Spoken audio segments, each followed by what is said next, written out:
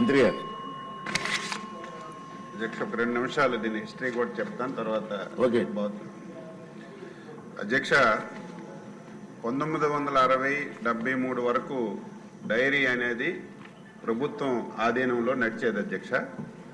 1973లో డైరీని ఒక ప్రభుత్వం కార్పొరేషన్ కింద మార్పు చేసింది. ఆ రోజు 1956 చట్టాన్ని తీసుకొని ఈ చట్టం ప్రకారం ఏదైతే కార్పొరేషన్ ఏర్పడిందో దానికి ఎండి, డైరెక్టర్లు ప్రభుత్వ అధికారుల ఆధీనంలో నడిచిన విషయం కూడా ఈ సందర్భంగా తెలియచేస్తున్నాను. దీన్ని 1981లో 3 అంచెల సహకార డైరీ వ్యవస్థగా తీసుకొచ్చారు అధ్యక్ష. 1964 సహకార చట్టం ప్రకారం ఇందులో గ్రామ స్థాయి, జిల్లా స్థాయి, రాష్ట్ర స్థాయి సహకార వ్యవస్థ ఉంటుంది. ఇందులో అందరూ ప్రభుత్వ అధికారులు ఉంటారు. 1 సంవత్సరానికి 1000 రోజులు నామినల్ లీజ్ కింద ప్రభుత్వం ఆస్తులన్నీ కూడా దీనికి బదలాయించే సిస్టమ్ ఆ రోజు ఉండేది అధ్యక్ష. అయితే 1983లో విశాఖ డైరీ అధ్యక్ష జిల్లా సహకార సంస్థగా ఏర్పడింది. 1995లో దీన్ని మ్యాక్స్ యాక్ట్ కింద తీసుకొచ్చారు. ఈ మ్యాక్స్ యాక్ట్ ఏంటంటే స్వయం ప్రతిపత్తి ఉంటుంది, అధికారులతో కూడినటువంటి విశాఖ డైరీగా 1999లో ఇది మార్పు జరిగింది అధ్యక్ష. దీన్ని 2004లో కోఆపరేటివ్ ట్రిబ్యునల్లో ఏదైతే వీళ్ళు ఈ సంస్థకి ఏవైతే ఆస్తులు ఉన్నాయో ఈ ఆస్తులన్నీ కూడా మాకే చెందుతాయని చెప్పి కోఆపరేటివ్ ట్రిబ్యునల్లో కేసేశారు అధ్యక్ష.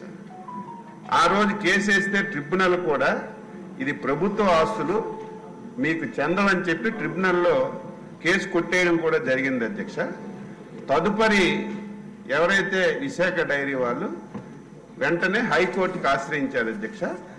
హైకోర్టులో కేసు నడుస్తుంది.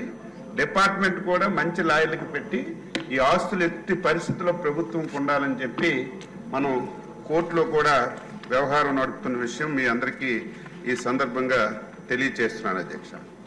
ఇప్పుడే గౌరవ మా పార్టీ అధ్యక్షులు పల్లా శ్రీనివాసరావు గారు, వెలగపూడి రామకృష్ణబాబు గారు చాలా విషయాలు చెప్పారు. అయితే నేను సమాధానంలో చెప్పాను, ఏదైతే ఉందో అదే చెప్పాను. ఈ మధ్యకాలంలో అధ్యక్ష ఏదైతే మీడియా ద్వారా కానీ తమరు ప్రెస్ మీట్ పెట్టారు, ఒకేసారి 3.5 రూపాయలు పాల ధర పెరిగిపోవడం, ఎక్కడైతే ఈ లబ్ధిదారులు ఉన్నారో, ఎవరైతే పాల ఉత్పత్తిదారులు ఉన్నారో ఎక్కడికక్కడ రాస్తారోకలు చేయడం, ధర్నాలు చేయడం ఒకేసారి తగ్గిపోయింది. పాల ధర తగ్గిపోవడం ఒక ఎత్తు అధ్యక్ష, దానా ధరలు ఒకసారి పెంచారు. దానా ధరలు తగ్గాలి, పాల రేట్లు పెరగాలి, అప్పుడే ఉత్పత్తిదారుడికి మేలు జరుగుతుంది. కానీ రివర్స్ అయింది. దీంతో పాటుగా ఈ మధ్యన ఒక 4 రోజుల ముందు విశాఖపట్నం కార్పొరేటర్ అధ్యక్ష మూర్తి యాదవ్ మా కోఆపరేటివ్ రిజిస్ట్రార్ గారికి ఒక లేఖ రాశారు. ఇది కోఆపరేటివ్ రిజిస్ట్రార్ పరిధిలో లేదు అధ్యక్ష, ఇది కంపెనీ యాక్ట్ కింద వెళ్ళిపోయింది. అప్పుడు మా రిజిస్ట్రార్ గారు మా ఎండి గారికి దీని మీద ఎంక్వైరీ చేయమని చెప్పి నిన్నే ఒక లేఖ రాశారు అధ్యక్ష. ఇప్పుడు ఏదైతే శాసనసభలో సభ్యులు వ్యక్తం చేసినటువంటి అభిప్రాయాలు కానీ, ఆందోళన కానీ, అదేవిధంగా పబ్లిక్లో కూడా ఉంది అధ్యక్ష, ఒక సభ్యులే కాదు, ఎవరైతే విశాఖ డైరీకి పాలు పోస్తున్నటువంటి పాల ఉత్పత్తిదారులందరిలో కూడా ఈ ఆందోళన ఉంది. ప్రభుత్వం ఎందుకు ఇంకా పట్టించుకోవడం లేదు. అయితే నేను కూడా, మీరు నాతో మాట్లాడారు, మీ ప్రెస్ మీట్ చూశాను, అదేవిధంగా సభ్యులు కూడా నా దృష్టిలో పెట్టారు, నేను కూడా స్టడీ చేశాను, మనకి ఏం అధికారాలు ఉన్నాయి, ఎంతవరకు మనం దీనిలో ఇంటర్ఫీర్ అవ్వగలమని అన్ని రకాలుగా చూసిన తర్వాత ఈరోజు శాసనసభలో సభ్యులంతా ఆందోళన చూసిన తర్వాత నేను ఒక ప్రతిపాదన తమ దృష్టిలో పెడుతున్నాను అధ్యక్ష. విశాఖ డైరీలో అవినీతి అవకతవకలు జరిగాయనే ఆరోపణలపై సమగ్రమైనటువంటి విచారణ జరపడానికి ప్రత్యేకమైనటువంటి సభా సంఘం స్పీకర్ గారు ఏర్పాటు చేయాలని చెప్పి నేను ప్రతిపాదిస్తున్నాను అధ్యక్ష. మీరు ప్రత్యేకమైనటువంటి సభా సంఘం పెట్టండి. ఈరోజు సభ్యులందరూ చెప్పిన అభిప్రాయాలు, ఇంకా ఎవరైనా సరే అర్జీలు ఇస్తే అర్జీలు అన్నీ తీసుకొని సమగ్రమైనటువంటి మరి రిపోర్టు ప్రభుత్వానికి ఇస్తే తదుపరి చర్యలు తీసుకోవడానికి అవకాశం ఉంటుంది. మీకు మళ్ళీ కోరుతున్నాను, దీని మీద ఇమీడియట్గా ఒక సభా సంఘం సభ అభిప్రాయం తీసుకొని వెయ్యాలని చెప్పి మీకు ఈ సందర్భంగా కోరుతున్నాను. థ్యాంక్ యూ అండి. విశాఖ డైరీ విషయంలో వచ్చిన అవినీతి అవకతవకల ఆరోపణలపై ప్రత్యేక సభా సంఘం నియమించాలని మంత్రి గారు ప్రతిపాదించారు. సభా సక్షంలో ఉన్న అధ్యక్షులుగా ఉన్నవారు ఎవరైనా దీనికి అనుకూలంగా మంత్రి గారు తీసుకున్న నిర్ణయంపై అనుకూలంగా స్పందించేవారు ఎవరైనా ఉంటే అవును అనండి. అందరూ అవునన్నారు కాబట్టి ప్రతిపాదన సభ ఆమోదం పొందింది. త్వరలోనే సభ అభిప్రాయం మేరకు సభా సంఘాన్ని నియమిస్తానని చెప్పి మీకు మాటిస్తున్నాను.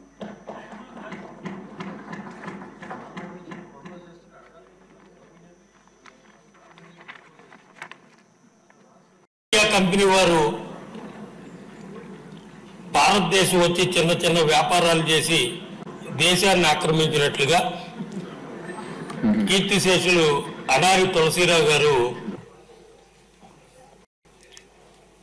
ఒక పాల సొసైటీ అధ్యక్షుడిగా వచ్చి ఈరోజు ఈ విశాఖ డైరీని సహకార వ్యవస్థ నుంచి తప్పించి కంపెనీ చట్టంలోకి మార్పు చేసి తర్వాత ఆయన చనిపోయిన తర్వాత ఆ చైర్మన్గా వారి కుమారుడు ఇప్పుడు వైఎస్ఆర్సీపీ నాయకుడు అడారి ఆనంద్ గారు, వారి కుమార్తె డైరెక్టర్గా ఈ అవినీతి సామ్రాజ్యాన్ని అద్దులు లేకుండా విస్తరింపజేసి కోట్ల రూపాయల డైరీ ఆస్తులు కొల్లగొట్టి కొన్ని వందల కోట్ల రూపాయల ఆస్తులు ఈ 3-4 స్టేట్లలో కూడా కొనుగోలు చేయడం జరిగింది అధ్యక్ష.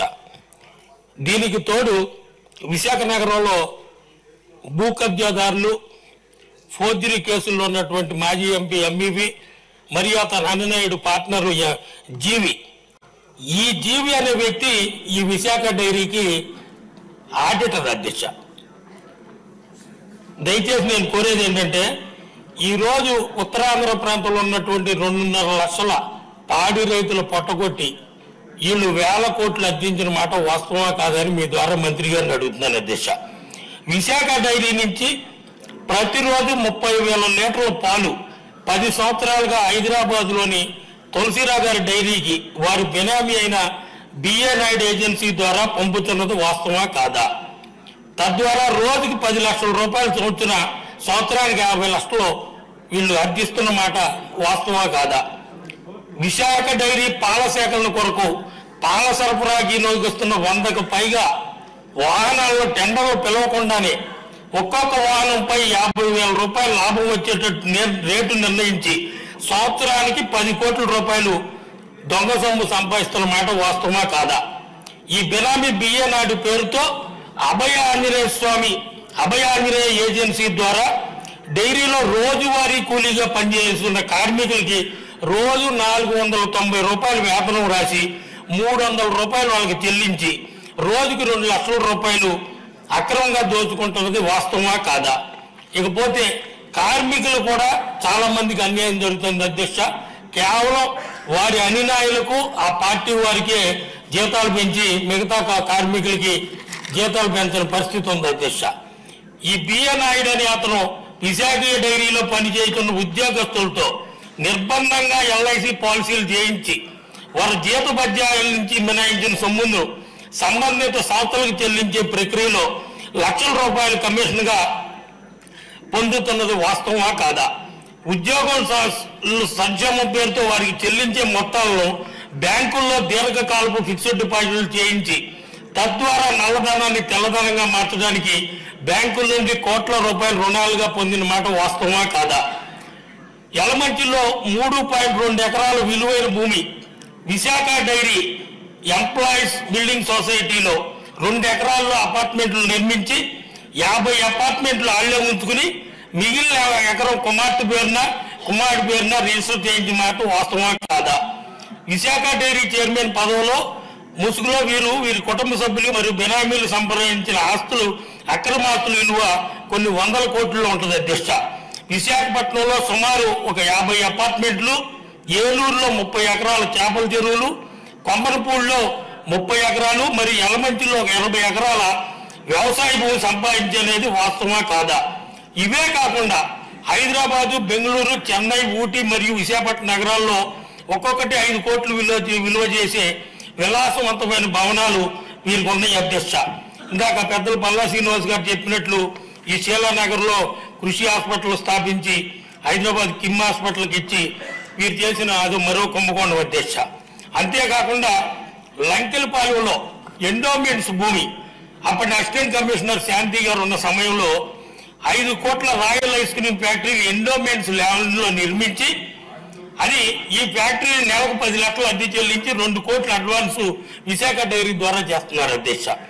Visakha dairy trust engineering college పేరు మీద యలమంచిల సమీపంలోని కొక్కిరాపల్లిలో సేకరించిన 18 ఎకరాల కాలేజ్ స్థలం స్థాపించకుండా సుమారు 30 కోట్లు విలువ చేసి 18 ఎకరాల భూమిని మేనేజింగ్ ట్రస్టీగా తనకు తానే తన పేరును మరియు తన కొడుకు పేరును రిజిస్టర్ చేశారన్నది వాస్తవమా కాదా?